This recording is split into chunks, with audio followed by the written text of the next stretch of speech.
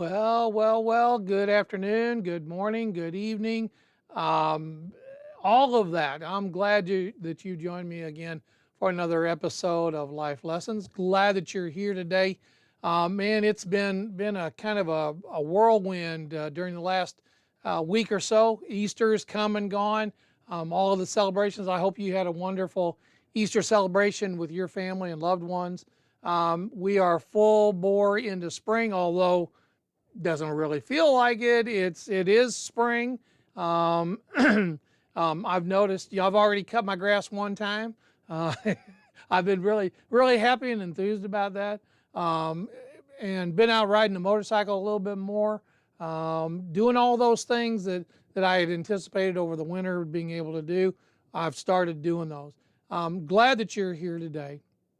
When spring arrives, people often start thinking about gardening and moving plants outside. I know that my wife, this time of year, she is already starting to move things outside and getting ready for that. And we're thinking about how we're going to landscape and we start thinking about those things. I don't know about you, but we start thinking about those things and planting plants and cutting things back and doing a process called pruning.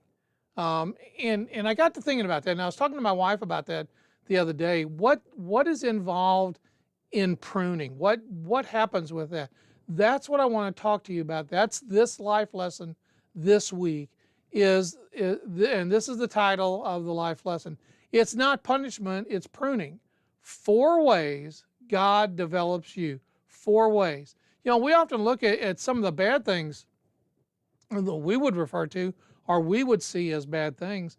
We often moan about those things, groan about those things, gripe and complain about those things. It doesn't feel good, and we feel like we're being punished by God. Now, God has judgment, and that's all throughout Scripture. Granted, I give you that. But oftentimes we look at punishment when God is really pruning us. And I got to talking to my wife about this whole process of pruning and why people do that and what's it for, what's it, what why do that in the first place? Why not just plant the thing and let it go and year to year to year let it go? Well, she says you can't really do that. Now I want you to see this. Now a lot of you have different thoughts, different perspectives about pruning. Okay, but when I was talking to my wife, this is kind of what, and I got to looking, researching it, got to looking online, and here's what I've come up with. There's 3 basic steps to pruning. Now I'm talking about a plant at this point. Step number 1 is to inspect the tree or the plant, whatever it is.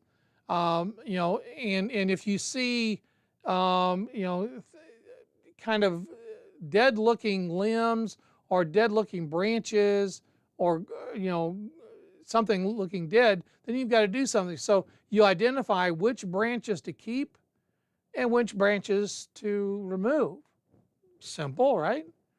And then you remove those unwanted branches. Now, why do you remove those unwanted branches? What's the whole purpose about pruning?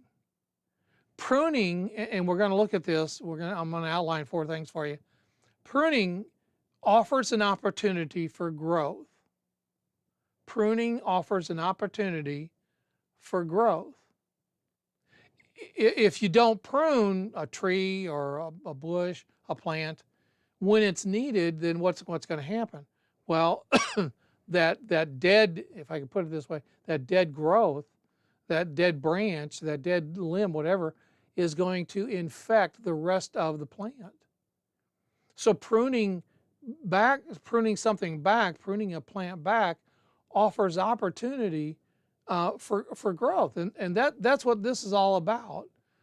This is, you kind of look at what's going on in your life, and you inspect it, and then you identify those things that you can keep and those things that you can remove, and then you go about doing that. Now, why am I talking about this today? Well, people are they're thinking about getting their garden out and what happens in the garden and planting things and moving bushes that are plants that were outdoor last spring and summer and then moved indoor for the winter, fall and winter, and then now getting ready to move them back outside. There's this pruning process that takes place. That's what I want to talk about. Therein lies, I think, a life lesson for you and I. Now, what I want to do is I do each week is I want to point us to a passage out of the Bible, excuse me, a passage out of the Bible that grounds us, that kind of becomes our launching point, where Jesus is talking about this whole process of pruning, but he's not talking about pruning a bush or a tree. He's talking about the pruning that we go through. Remember the title now. The title is, it's not punishment, it's pruning. God's way of developing you and I. Okay? So first, let's look at a passage out of John chapter 15, where Jesus talks about, vine and the branches. Let's read it there. I am the vine, my Father is the gardener. I am the true vine. I am the true vine, my Father is the gardener.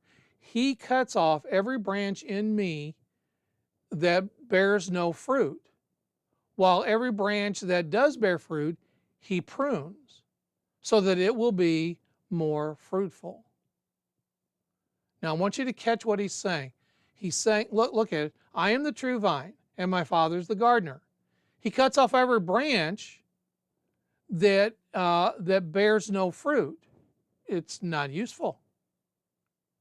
While every branch that does bear fruit, he prunes back. Why?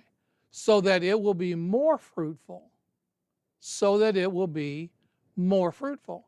So he's bringing in this whole, and he would be talking to an agricultural people back then, and of course to you and I today. And he's talking about how God wants us to be useful, wants us to be able to grow and to mature and to develop. But something's got to happen in order for that to take place. Well, what's got to happen? Well, let's start looking at it, all right? First of all, he talks about that we have to remove what's dead or dying. Now I'm really not a plant person. My wife is, though. So a lot of what I get about plants, I get from information from her. Removing what's dead or dying. So she can spot, and maybe you're that way too. She can spot a limb or a branch of a plant that is dying. Not that's already dead, but that's in the process of dying. And what she does is she jumps up and she goes over to the plant and she snaps whatever the branch, she snaps it off and throws the other part away. So the pruning that you and I go through, remember, it's not punishment, it's pruning, is to remove what's dead or dying. There may be things that you and I are trying to hold on to, things that God wants us to let go of. Things that maybe we don't see as bad for us, but God sees that is bad for us. Remember, and I've said this before, he's not limited by time or space, okay? But we are. And so we cannot see into the future. Oh, I wish it were so.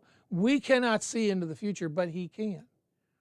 And so, whether it's a plant or a person, you and I, the pruning is that we need to get rid of those dead things or dying things that serve no purpose. Now, in order to do that, we have to take a very honest and frank appraisal of ourselves. That's hard to do. That's hard to do. He may isolate you by placing you in a new environment. He may see that where the environment that you're in right now, it's not going to be good for you. So move you, and you wonder, well, why in the world did I lose my job? Why in the world did this happen? Why did that person just all of a sudden leave my life? Why? Well, there's things going on behind the scenes that you and I don't see, and he may be in the process of pruning us, having us go to or be in a different environment with different people. So, however it happens, however it takes place, remember that it's crucial to remove dead things to make room for something new. Now, I want you to think about that for a second. It's necessary to remove the dead things in order to make room for new growth. I have people all the time. Tell me, I just really want to grow, right? I just want to. This year, I just want to grow. Okay, that's fine. That's admirable. Nothing wrong with that. How does that get done? Well, in order for me to grow, I have to let go of this and this. Whoa, whoa, whoa, whoa, whoa, whoa. Now, I'm not talking about letting go of anything. I want to keep that stuff, but this, you may see is not doing me any good, but I see is that it's doing me good. But I want to keep that, but I want to grow. No, it doesn't work that way. Growth. Look at it again. Growth doesn't take place that way. In order for new growth to take place, so God could give you insight about someone's true intentions toward you. That their friendship may not be a true friendship. They may be buttering you up for something. They may be coming alongside you and kind of blowing smoke your way. And God sees this, and so all of a sudden God either moves you or moves that person away from you. Whoa! Now we're going to be we can't hold on to things and grow at the same time. See that? You and I, as we were growing up, you and I, we played with dolls, we played with trucks and cars, and we played with those toys. We don't do that anymore. Why? Because we've grown and mature. For the most part, we adults don't throw temper tantrums. That's why I say for the most part. You might run into somebody that does throw a temper tantrum. Okay. For the most part, though, we don't kick and scream and do all the things that a 2-year-old would do. Why? Because we've grown and mature. Decisions that we would make, kind of like knee-jerk reaction, knee-jerk decisions when we were teenagers, because of the passage of time and the gaining of wisdom, we think about those decisions before we make them. We think about our options before we make those decisions. See that? So in order to grow and to be fruitful, to produce good fruit, there has to be the casting away of that which is dead or dying. So it has to happen in order for new growth to take place. Every time that there's been, in my life, there's been a period of growth, there's also been a period of pruning as well. You got to get rid of this, you got to get rid of that, so that I can use you for this. Whenever my wife and I, in the early years of our marriage, we moved a lot. I was pastoring then, and we moved a lot. And it was hard each time we moved because we made friends where we were at, and then to have to leave those friends was really hard to do. But that's part of growth. See that? Okay. Now, secondly, so in order to be pruned, pruning is removing that which is dead or dying. Secondly, it's to remove what's infected or diseased. Okay. Now here again, my wife can spot this stuff. Okay. She can spot she can look at a plant. If we're in like Lowe's or Walmart or somewhere like that, she can spot, and invariably she goes, gravitates towards the plant section, right? The gardening section. And she can spot, and she'll whisper to me, this plant needs to be watered more. This plant needs this happen. This plant needs that to happen. Okay. She can spot that. Okay, so not only is pruning the process of removing dead or dying stuff, it's also to remove that which is infected or diseased. Now, when you're gardening, when a person is gardening, what do you do in order to keep bugs off the plants? You spray those plants with some whatever something. Okay, you do what's necessary to keep those plants from getting infected or getting a disease. Well, look at this. Uh, Now, it may look like in this type of pruning, it may look like God instructing you to guard your heart and mind by changing who you follow, who you listen to, who you watch, who you take advice from. Okay, because you have to be so very careful. I can't state this um, enough. You have to be so careful who you take advice from. Um, because if you take advice, right, and someone is got a hidden agenda, maybe they want to see you fail, and you're trusting them, but secretly they want to see you fail, and so you take their advice and you go down that failure road. So you have to be, it may be that God wants you to separate from those kinds of people, and that's why the pruning is taking place. He'll also reveal the root of your own vices, insecurities, fears, and teach you to walk in freedom. During when I would see people in my office, often it would be people who had significant insecurities, and so we tend to lean on people when we have insecurities. So hopefully they'll make up that deficit. Well, it may be that God puts those people in your life for a little while and then removes them for a while so that you can continue to grow, right? Okay, so now I'm the type of person. I don't know about you. I'm the type of person. I hate goodbyes. I hate them. I hate them. I hate goodbyes. Um, there's just a sense of finality. I just hate goodbyes. But sometimes goodbyes are necessary. Look at it. Um, it can be very painful because you might be saying goodbye to a close friend. You might be saying goodbye to fellow coworkers where you've enjoyed being, but it's a process of growth that God is moving you, and you have to be really careful that that God is doing this work. You may not like it, but you know that He's doing this work in you. This type of pruning can especially be painful. It's kind of like surgery, right? I've had surgery before, and I'm out during the surgery. They knock you out.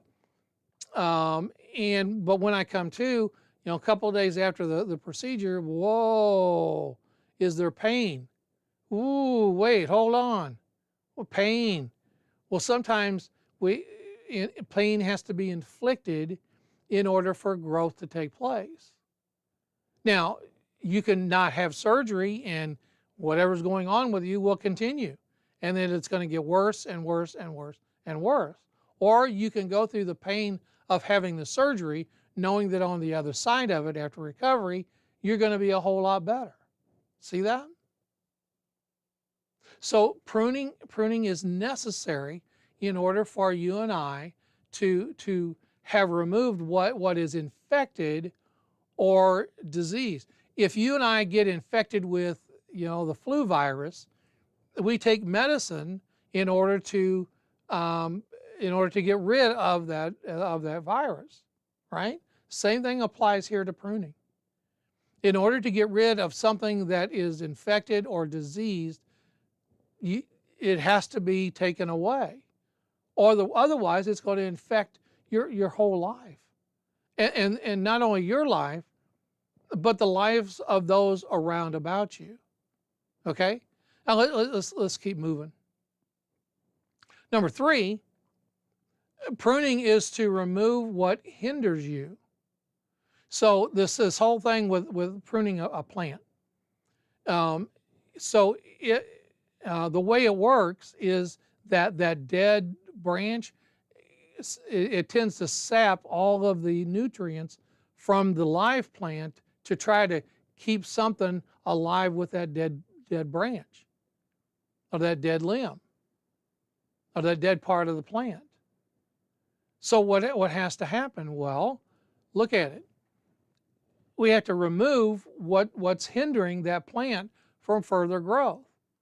Every once in a while I'll see my wife go over and she'll just snap something on a plant, and then a week or so later there's new growth right where she clipped it off. Sometimes God has to remove good things that aren't good for you. Now that sounds really kind of counterintuitive, doesn't it? Excuse me. Throat's kind of dry today. Sounds kind of counterintuitive, doesn't it? The thing that we think is good for us. Now remember, God's not limited by time or space, so he sees our future. So what we think is good for us now, God says, whoa, whoa, whoa, whoa, whoa, it's not going to be good for you down the road here, so we need to remove you from that now. Now that's a hard thing. It's a hard thing to go through, and it's a hard thing to understand. Let's go back and look at it again. So if that whatever that is, that thing that you think is good for you, if it's left unchecked, it may hinder your spiritual growth in the long run. Think about that. Often what holds us back aren't people or environments, but it's our own habits and mindsets. It's ourselves. It's us that's holding us back. We might complain, that it's other people or other things, but it's ourselves that's holding us back. It's our mindset. What kind of mindset am I talking about? Well, I'll never be able to do that. I'll never be able to do this. If I do that, I'm gonna fail at it. I'd rather not do it and instead of do it, take the chance of failing.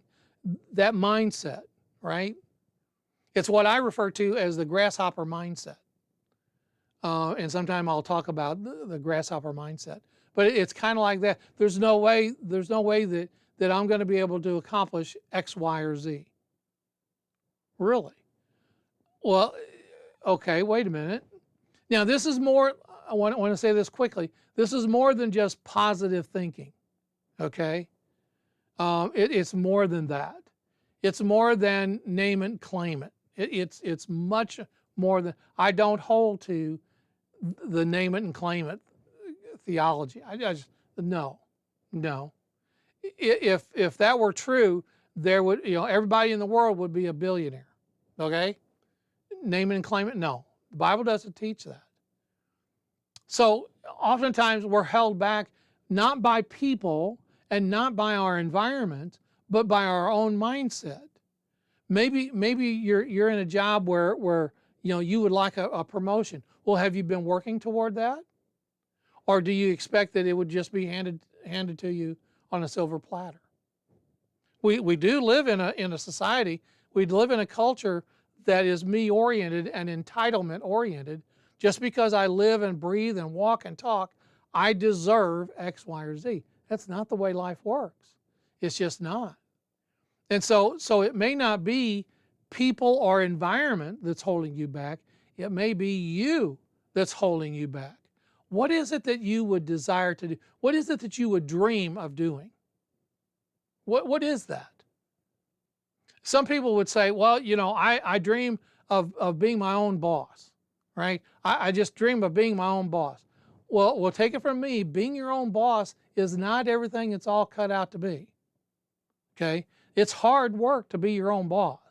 It's much easier to go in and, clock in or you're report in whatever you do with your work and work your 8 hours and then go home and forget about work and then be free on the weekend. It's a whole different ball game to be your own boss. So, but is that what's holding you back? Is the fear of that? If there was nothing holding you back, what is it today that you would desire to do? See that? So maybe it's your own mindset and not the environment. Maybe it's your own mindset and habit that's keeping you from real growth. Okay, so we've looked at removing what's dead or dying. We've looked at removing what's infected or diseased. We've looked at removing what's hindering you. And then finally, it's important to keep focused on the right track.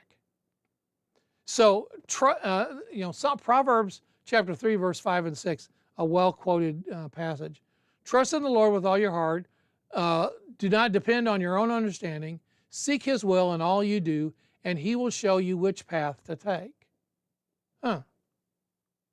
So without pruning, a tree's branches will grow in any and every direction.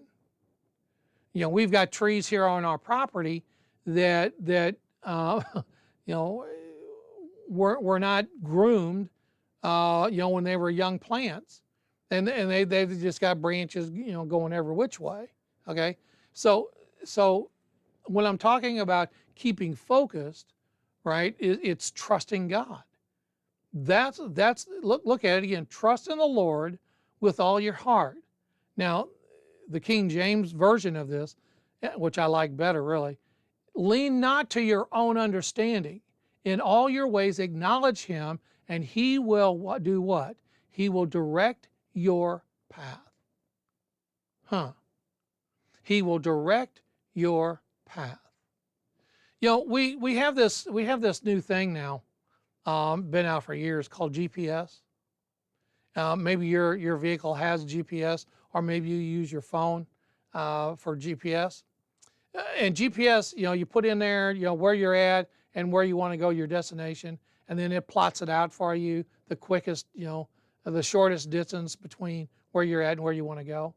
And then it maps it out for you, and then there's a voice that says, in 1 mile you will turn left on highway whatever, or in 2 miles you will turn right on whatever road it is.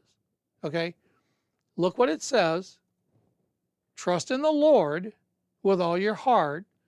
Do not lean on your own understanding.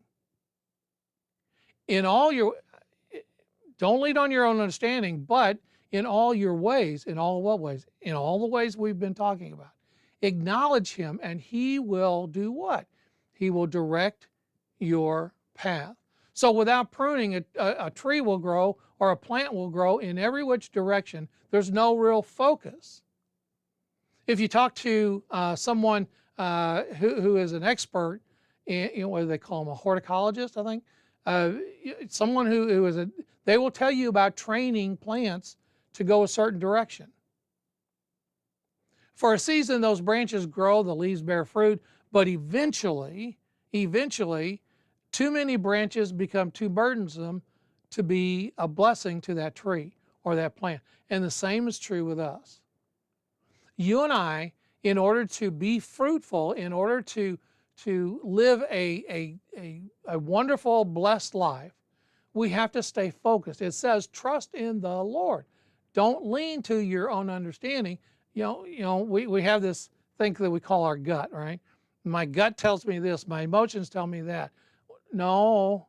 See, because your emotions will rise and fall depending on what environment you're in. Trust in the Lord with all your heart. Lean not to your own understanding, but in all your ways acknowledge him, and he then will direct your path. So when we look at, well, God just punished me for this, and this. Now, we do reap the consequences of the decisions that we make, okay? Every decision we make, whether it's a job decision, a relationship decision, whatever it is, whatever kind of decision, we reap the consequences or the benefits of that decision, okay? That's why it says, in all your ways acknowledge him. And when you do that, he will direct, he'll prune back what's not needed. And so it may be painful for now, but there's going to be great benefit later on. See, your path is going to be more straight. You're going to be more focused on what you're doing. You know, you ever see a kid go in a toy store? You ever see that? You ever watch them? Maybe you have kids, and you know, let them loose in a Toys R Us, right? Or a Hobby Lobby, something like that. I mean, they freak out, they go wild, whoa, and they just start piling stuff in the basket, right? Because no. Go to a grocery store and go in the cereal aisle, and there's so many choices there. You and I make choices every single day. And what happens is when we feel that pruning going on, yes, it can be painful. Yes, it can be uncomfortable. Yes, it can be confusing at times.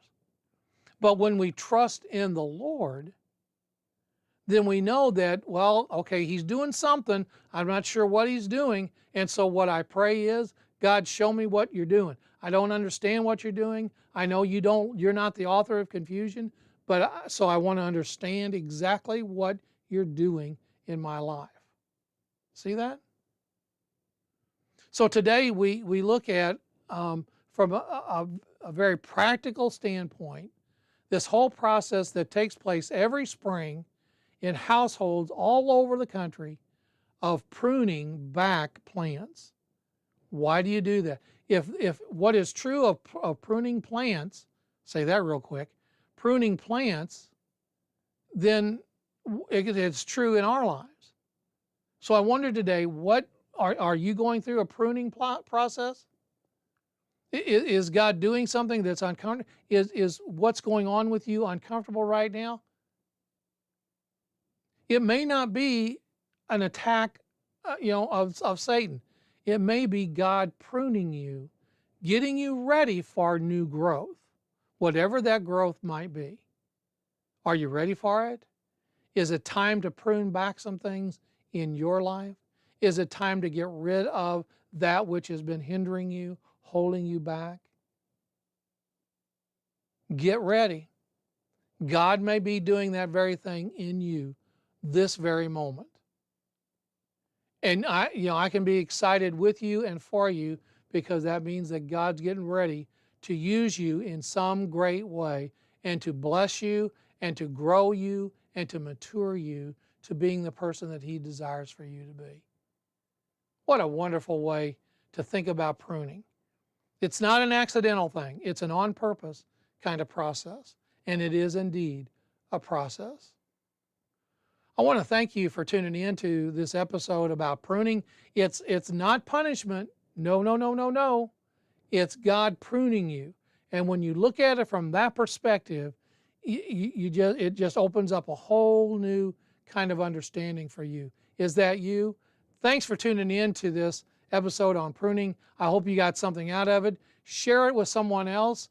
Look at it over and over and over again so that you can get down the lesson, this lesson that brings it to life for us, this whole process of pruning. Thanks for tuning in, and I'll see you right back here next week at this very place, talking about life's lessons. Thanks a lot. Have a good day.